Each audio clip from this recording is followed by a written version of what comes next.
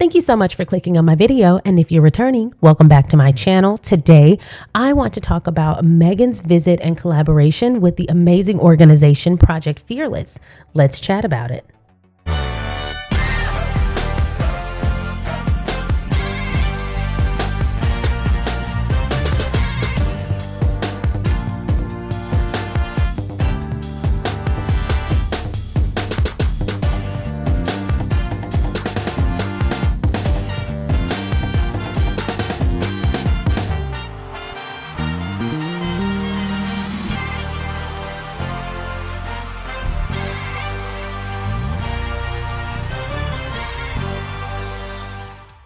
Once again, thank you so much for clicking on my video. If you have not already, go ahead and take this moment to subscribe to my channel, turn on that notification bell so that you can be alerted whenever I drop a new video, and like this video to let the algorithm know you rock with me.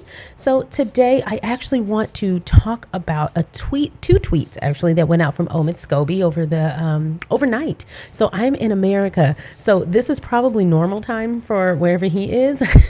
But for me, it was like 4 a.m., 5 a.m., something like that. So I was barely up, crust coming out of my eye. And I saw these tweets and I was like, oh, wow, what a cool organization. I'd never heard of it. So let me catch you up. So on June 13th at 8:04 a.m., Omid's time, he tweeted, "Today, Project Fearless, a Dutch nonprofit serving girls and non-binary kids in Amsterdam, is celebrating 3 years by looking back at their major milestones, from launching a major documentary to a visit from Duchess Meghan."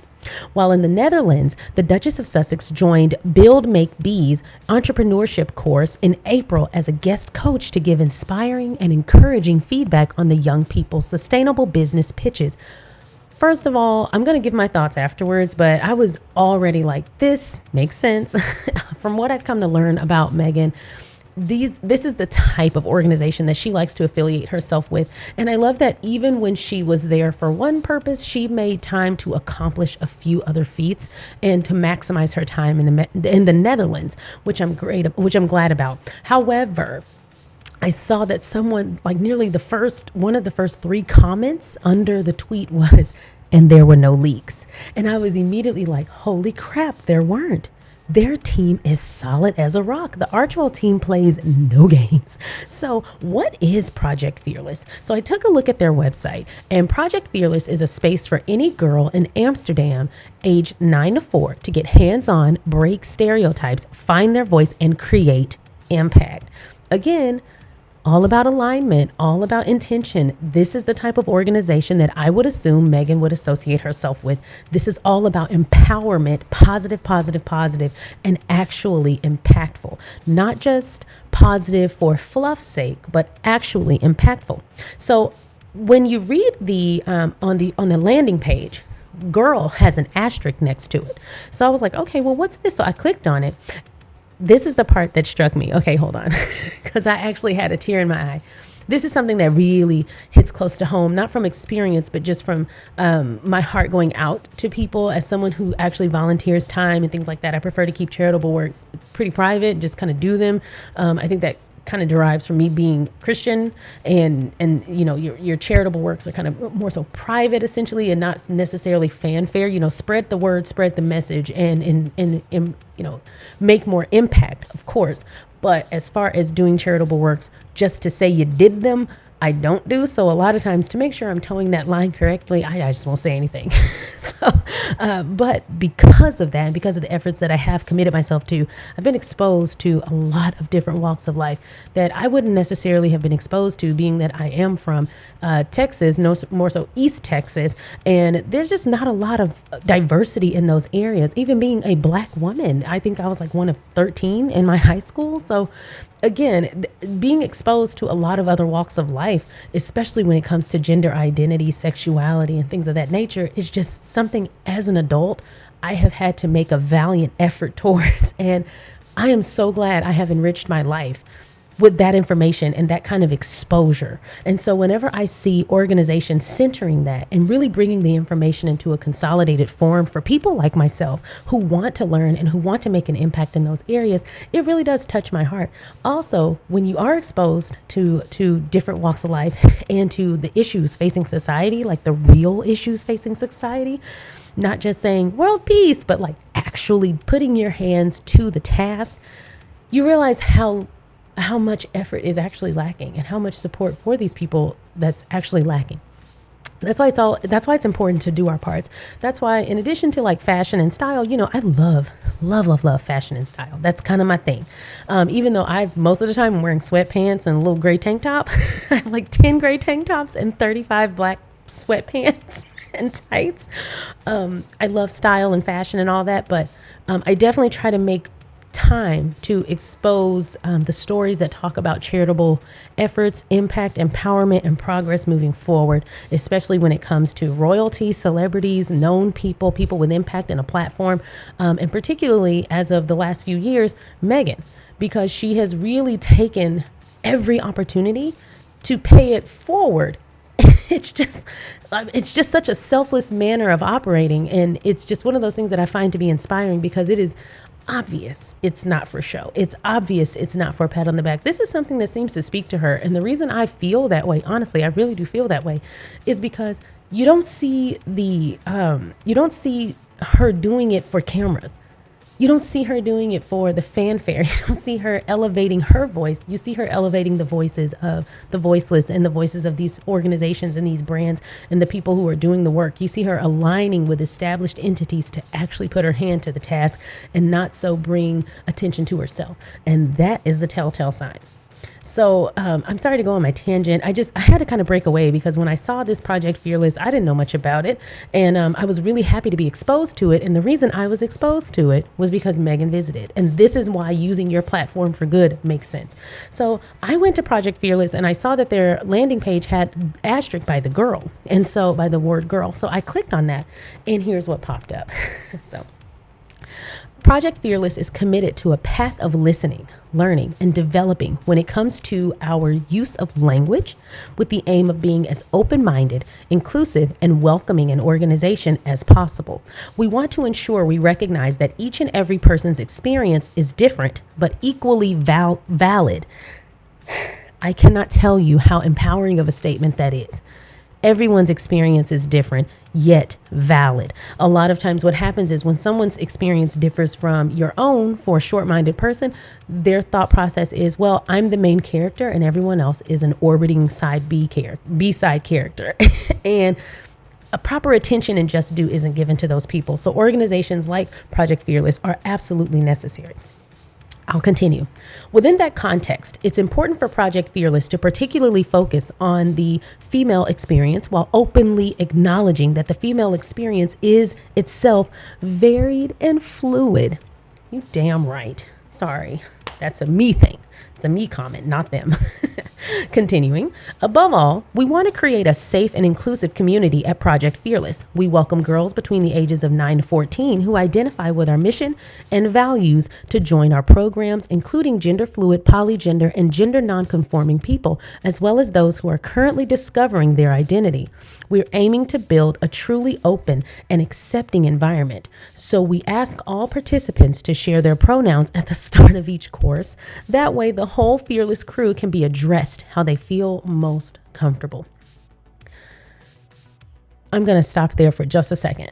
So I read a story on Twitter this weekend where someone was speaking of a transgender male was speaking of a time when he decided to email his principal, vice principal, and school administrators right before graduation and let them know that he would now be discarding his dead name, which is the name that he was given at birth, and to start going by his chosen name and his rightful name now that he was transitioning.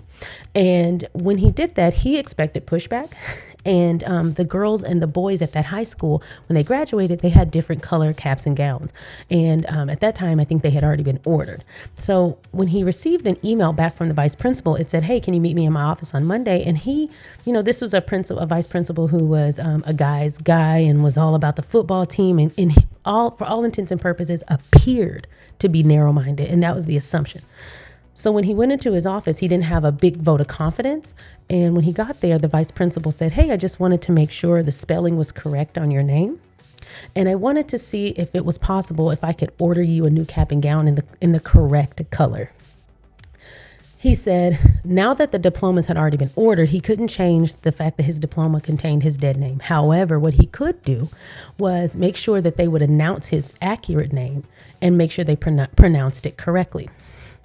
He talked about how, in the thread, that small moment of empowerment and validation really mattered to him, where he anticipated the worst and had prepared himself.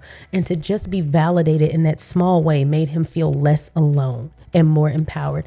And I think what people forget is that those of us who are diverse have different experiences, not only from what people consider, mainstream or what have you, or the majority. But even with that language, it's almost like there's a core, a nucleus, which is the majority. And then the rest of us are diversely orbiting around the set group, which white people are not the default. People are people.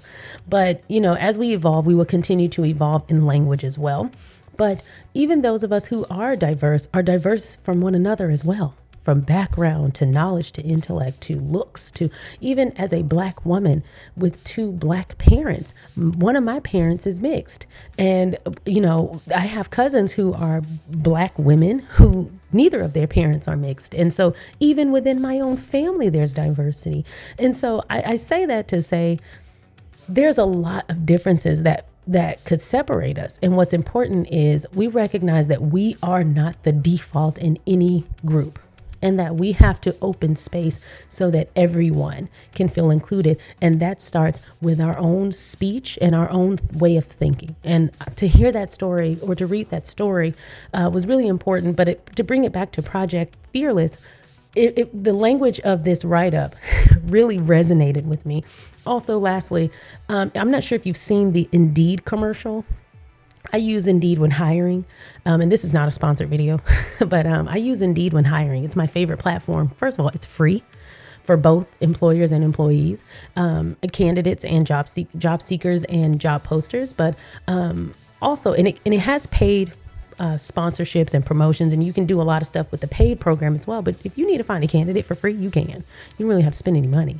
And if you want to find a job for free, you can. And I found plenty of jobs on Indeed, and I have loved them. So Indeed does a great job. But I say that to say, their recent commercial that's been streaming has been two candidates sitting in the lobby waiting to interview for a job, and one of them is a transgender candidate. And when that transgender candidate went in to meet with the employer or the hiring manager, the first thing out, he was obviously nervous, but the first thing out of the employer's mouth was, "I just wanted to ensure I have your pronouns correct. I go by he, him, they, or he, him. Would you like to share your pronouns?" And the candidate smiles, and you could see the ease just wash over the candidate. And their pronouns were they, them, their. And I'm very happy to be existing in a time where we are at this point. Should have happened a long time ago. But we're here, and I hope everyone is embracing it. So let me continue. At the end of the write-up, I'll read the concluding paragraph. We are continually evolving our approach and invite others to share their experiences around what language they find best represents and includes them. Please consider this an open and ongoing conversation to which you are welcome to contribute your own experiences, ideas, and resources. We are hugely grateful to everyone who has shared their time, energy, and insight so far. So far, I am loving Project Fearless for what they are doing and what they stand for. But I wanted to give a little bit more insight. Really quickly, I wanted to read a note from the editor And again, I don't think I said it already, so not again, but I don't want to gaslight you. You didn't miss anything. I'm going to put the link to this website in the description box below. So a note from the founder, I believe this is Marita Miller, and it says, after 7.5 years as an innovation and concept designer, I left the corporate world behind to build Project Fearless. On paper, an odd and certainly fearless leap to make, but I've since realized that my wiring for human-centric design is what shaped this journey. Building for people, with people, and creating empowering solutions is what gives me energy. I thrive on learning and working hands-on with people to create a ripple effect impact. It's what I loved about working on the local ski mountain where I grew up in Virginia, USA, coaching adaptive snow sports for kids and adults with disabilities. It's what drew me to innovation design, and also what made me realize that the impact I could make in the corporate world wasn't enough for me. And it's what still drives me now, shaping and growing Project Fearless to welcome and nurture the climate scientists, creatives, kickboxers, skateboarders, and entrepreneurs of the future, bridging gender gaps in Amsterdam and beyond with our unique programs for girls and non-binary youth, empowering today's and tomorrow's generations in a ripple effect that I'm seeing happen right in front of my eyes. Project Fearless creates an empowering, supportive atmosphere, giving kids space to play without the pressure of perfection, learn to celebrate each other's falls and wins, while building their own resilience and self-confidence, experience varied leadership styles from accessible role models, and discover who they are on their own terms, igniting brave, adventurous, aware, and confident humans who know they can tackle whatever life throws at them and define success however they choose. Welcome to Project Fearless. Hugs and high fives, Marita. So it affirms what we read on the landing page and on the subpage when you click girl with an asterisk. And the entire tone is inclusivity, diversity, and celebration and empowerment of everyone in the group. And I love that that's the mission. And this is actually an organization that I would love to align with. Now, this is in the Netherlands. This is not in America where I am based, but they do have product available. They do have options available for donations. They have a lot of options available for those of us who are on the other side of the globe who can donate and help be part of the mission and drive the mission. And that's extremely important. This organization and Meghan aligning makes so much sense to me. I'm also very glad they highlight inclusivity, as it feels that many other girls and women empowerment platforms really do highlight cisgender and or just heterosexual girls, or they don't mention it at all. They kind of just assume that people will be part of the melting pot, but they don't make it a point to say, hey, you are also welcome. And that is important. It's important to remember to be inclusive in deed as well as in language and action. I purchased a sweatshirt and I made a donation this morning. It's just a small token of like wanting to continue the mission and help out as best I can. So I bought one of the baby blue Project Fearless hoodies because, honey, you can wear hoodies year round, especially when you work from home. I keep my house cold, so no fashion is off limits to me anymore. So I bought the hoodie, and then I also made a donation during my purchase, which you can also do. I would recommend if they have the availability to use PayPal or to employ PayPal as a payment option as well.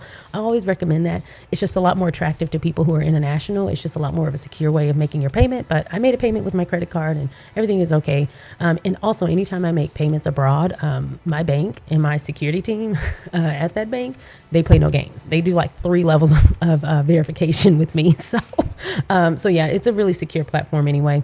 But anyway, Meghan is known. Let me scroll back up. I'm sorry. Meghan is known even before marrying into the royal family for women's empowerment, which is why a lot of the photos that I used in this video are not even from her recent charitable works. They're from things that she did with World Vision and long before she married into the royal family. So, and I think that's something to remember, that again, this is not to just elevate her platform. This is to elevate progress forward and aiding in society, which we know that she's all about. And we have to do that. We've talked about that on here on this channel, and it's important to remember to pursue your own interests and feed your own soul, both mentally, spiritually, and via sweat equity, even when you're in a relationship. So it's good to see that, she married someone who is like-minded and also believes that, service is universal, and that's a beautiful thing, equally yoked. But it's also great to see that every opportunity she has, she uses it to do what feeds her soul and feeds society. And it's great that those things align. We've seen so many photos of Meghan happily getting in crisscross applesauce, the seating to deep dive, particularly with other women and children, and give her full attention and effort to progressing women, children, and society as a whole and move us forward. That is my takeaway. It's just another moment of her doing what makes her happy, but also doing something that encourages others to do the same. And it's not done for clout or pats on the back. It's from the heart. And this is one of the ways that she stays impactful. Lastly, we've heard both Meghan and Harry condemn the easily accessible toxic black hole on the other side of the internet. I encourage anyone listening who supports the Sussexes to remember their stance against online bullying and the toxicity that dwells beneath social media as a whole. And consider that before you engage with anyone, especially other Sussex supporters. What I've been seeing on Twitter is a lot of people have been getting under the comments on really positive Sussex tweets and using that as an opportunity to be really nasty to one another, not even to like derangers or anybody. Not that makes it okay, but like each other, like other Sussex supporters. And like, so when I'm scrolling on Twitter, I've seen it, and it doesn't happen to me that much because on Twitter, people are pretty mild mannered, but I'm seeing it happen so much with like the infighting, and I feel like I've gotten this affirmed for me as well.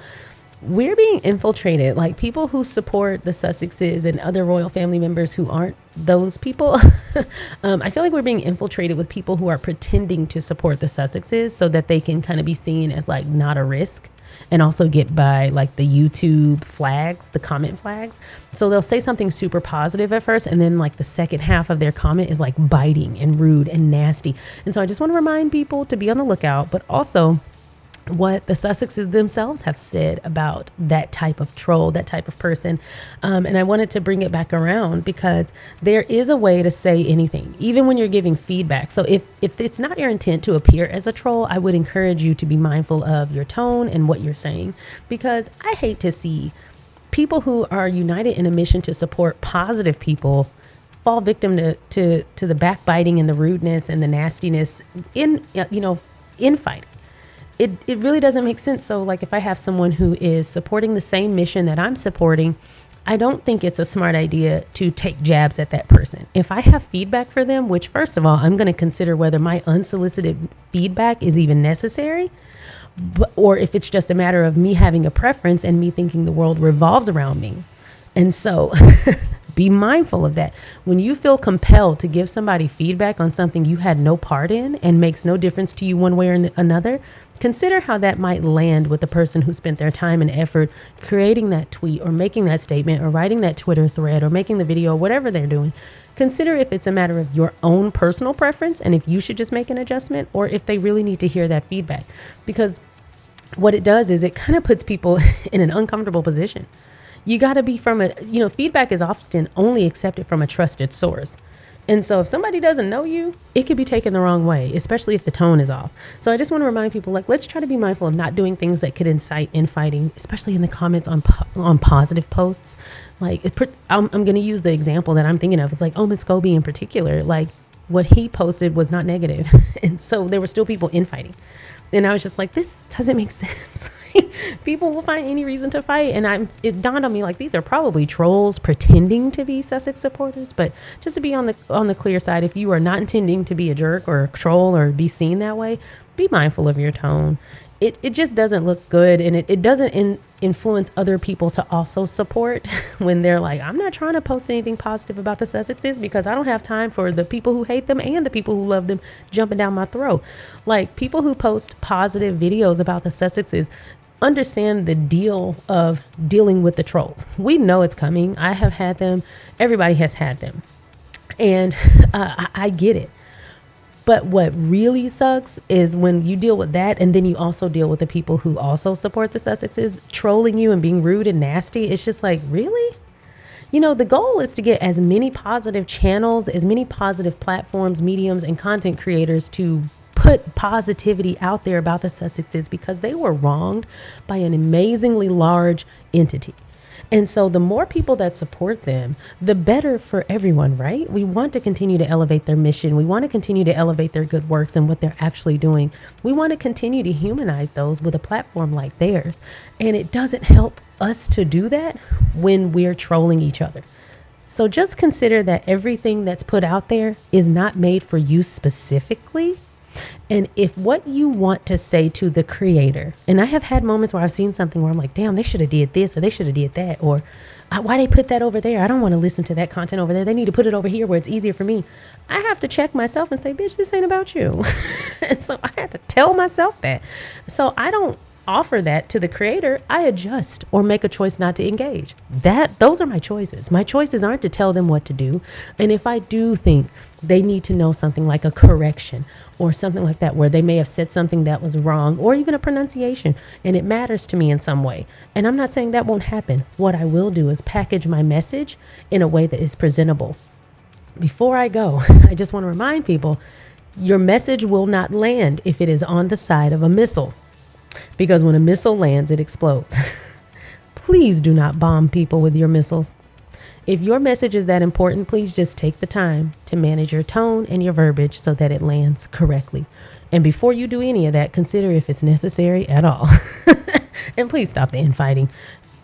It's just a lot. It's so easy for people to troll the Sussexes. That's all they do, because they understand that there is a huge fan base out there for single-use accounts that are directed at hating the Sussexes, and they make a ton of fucking money. So when people choose to be positive and to elevate their message and elevate everything about them in a positive manner so that more people are exposed to the good things about them and we can debunk the lies, it does not help more people choose to take that route when we also bug them and are rude to them and are nasty to them. And so I want to remind people to consider the end game over your own personal preference, and wonder if maybe your need to encourage is based, or your need to give feedback is based in a little entitlement.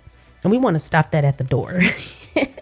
And while it is rare that unsolicited feedback is necessary, if you choose to take that step, just position your stance in positivity for progress and overall respect, no matter who it is. And if you don't like the creator or their content, do not engage with it. Just don't. I really appreciate, and I cannot remember her last name, I'm so sorry, but her name is Elaine. Elaine and Diane, because I love that Diane spells her name two different ways. I think that's so cute. But the both of them, they are quick to hop in the comments and be like, we're not doing that here. We're keeping this channel positive. So, as much as I try to encourage people to stay positive and to ignore trolls, I really do appreciate that the two of you have done that, because I've seen it a couple of times. And it's just so much easier to have all of us in alignment. So I do appreciate you guys making sure that we do what we can to keep this channel positive, and we encourage other people to start making positive content about the Sussexes. It's not a competition between those of us who are choosing to elevate them as a couple and what they stand for. It is not a competition. We're united in the mission that we need more positive exposure, and we want to encourage other people to partake, instead of taking the quick, easy money and doing negative press, So let's encourage the positive side by being positive ourselves. And at the end of the day, regardless of the cause or the opinion at hand, each individual only represents ourselves. So your words, our behavior, our tact, or lack thereof, are being viewed and observed by many, even those who ride the fence and who aren't pro or anti. And those are the ones we got to consider. We're being observed. And so not just the intended target. So if I'm choosing to engage, and I take the bait, and I'm still working on that. God ain't done with me yet, but I might take the bait and be like, let me tell you something, blah, blah, blah. That is still going to be seen by somebody, not just the person I'm talking to. And that's not a great vote of confidence. So consider that before engagement.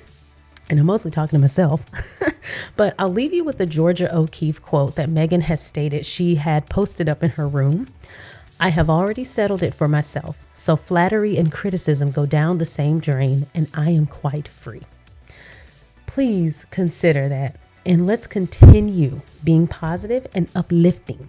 Let's uplift and encourage and empower not only one another, not only the Sussexes, but the world at large. Thank you so much for listening to my video or watching my video. If you have not already, go ahead and like this video and subscribe to my channel. Turn on that notification bell and let the algorithm know that you want to hear when my videos are when they drop and you want to watch. I appreciate it. Feel free to continue the conversation down in the comments or hit me up over on Twitter at SharionSade. You can also follow me on Instagram at SharionSade. And every week, my podcast drops a new episode, Queen of the Hills podcast, everywhere podcasts are offered. Thanks so much for watching, and I will see you next time. Bye.